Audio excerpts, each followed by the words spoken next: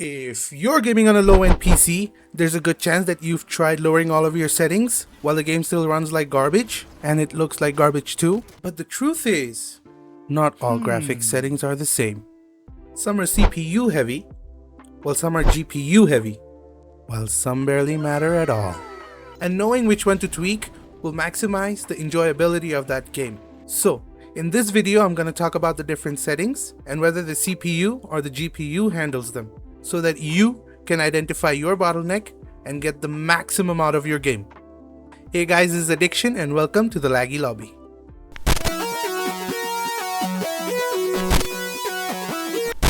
Now before I even begin, I want to show you what the process actually looks like.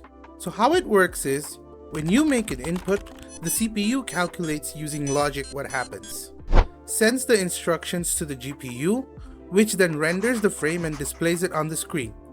And this is a continuous process. So remember, the CPU does logical operations while the GPU renders the frames. This will come in handy later. So first I would like to talk about the CPU heavy settings. These are the settings like view distance, crowd density, and physics. So where does the logical operations come in, you ask? Well, for draw distance, it determines how far into the game world objects are rendered, such as trees, buildings, and vehicles. Basically terrain and environmental stuff. Higher settings mean that the game must track and update many more objects simultaneously. This hits the CPU because it must constantly determine what objects exist in the world, update their positions, run AI or logic, and send draw commands to the GPU. And that involves a lot of math. This is why large open world or multiplayer games can stress the CPU heavily.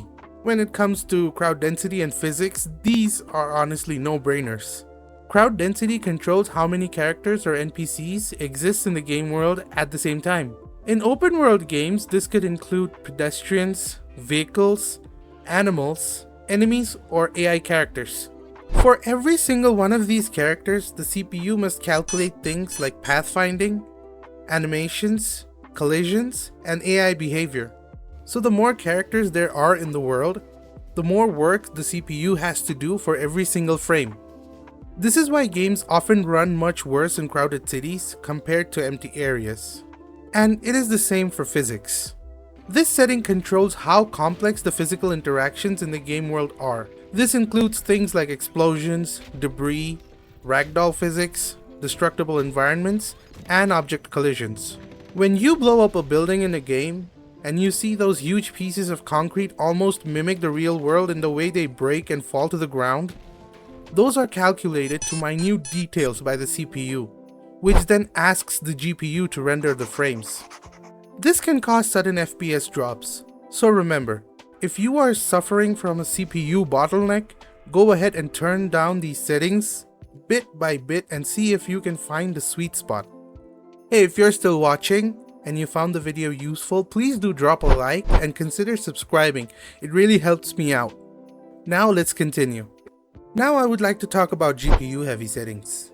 These are settings like shadows, ambient occlusion, volumetric lighting, and anti-aliasing. So let's go over them in short.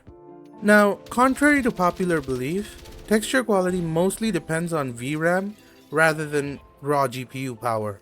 That's because the textures are loaded once and are cached in the VRAM. So as long as you have enough VRAM and are not going over the limit, go as high as you can without overflowing it. When it comes to shadows, shadows are one of the most expensive graphical features in most games. To generate shadows, the GPU must render the scene multiple times from the perspective of the light source. So the higher the shadow quality, the higher the shadow resolution, shadow distance, and dynamic shadows. This can heavily increase the workload on the GPU. So lowering the shadow quality to medium or even low in most modern titles will give you a noticeable FPS boost without sacrificing too much on the visual quality. When it comes to ambient occlusion, this adds subtle shadows where objects meet. For example, the corners of walls, objects touching the ground, or small creases in surfaces. For this, the GPU analyzes depth information and calculates how light should be blocked in those areas. Although this improves the realism, it increases the number of calculations that must be made for many of the pixels on the screen. So setting ambient occlusion to SSAO or HBAO if it's available in the game, or if it's on a scale, then setting it to medium usually gives a good balance between visual quality and performance. Let's talk about volumetric lighting. Volumetric lighting simulates how light travels through particles in the air. Examples include sunlight through the trees, fog illuminated by the headlights, or light beams in industrial environments. To create this effect, the GPU must simulate light scattering through volumes of space, and that can be extremely demanding. So lowering volumetric lighting to medium or even low can significantly improve performance in many games.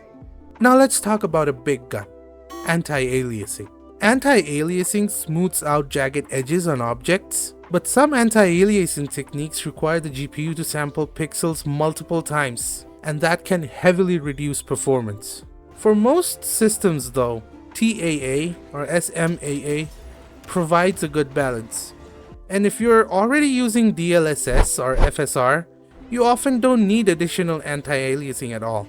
Now that brings us to the most debated and controversial topics of them all. Upscaling technologies.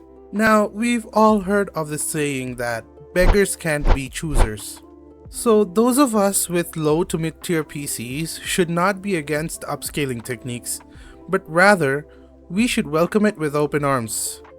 Because many times you may get an unplayable 20 FPS with high settings, and with FSR or DLSS it may jump up to over 45 FPS while still keeping your high settings. So unless you're playing competitive esports titles like Counter-Strike or Valorant or other similar games like this, you can keep it on. I have it on in Battlefield 6 and I can easily play the game and get kills at the same time. And on the note of competitive esports titles, let's talk about VSync. Without going into too much technicalities, VSync synchronizes the GPU's frame output with your monitor's refresh rate. So if your monitor's refresh rate is not the same as the frame rate, there will be frame tearing because you will basically be seeing two frames at the same time. But keep variable refresh rate on in Windows settings and make sure it's also on in your driver software, which is Adrenaline for AMD and NVIDIA Control Panel for NVIDIA cards. Also, unless you're streaming or you need to constantly switch between tabs, just keep the game full screen instead of windowed or borderless. That way the desktop window manager does not come in between the game, CPU, and the GPU. But if you must, make sure optimization for windowed games is turned on in Windows. That way they use a flip model instead of desktop window manager to manage your tabs in Windows. So hopefully this video helps you understand which settings actually matter when you are trying to improve the performance of your game. Instead of randomly lowering everything, you can now adjust the settings that truly impact your CPU, GPU, and the VRAM. And that should help you get a more smoother and enjoyable gaming experience.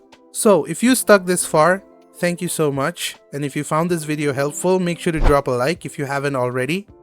And subscribe for more content on playing games in low-end PCs and on slow internet connections. Also, if you have a slow internet connection and suffer from high ping, make sure the video, which I will link somewhere up here, and that tool will help you bring down your ping noticeably. This was Addiction, and I'll see you the next time in the laggy lobby.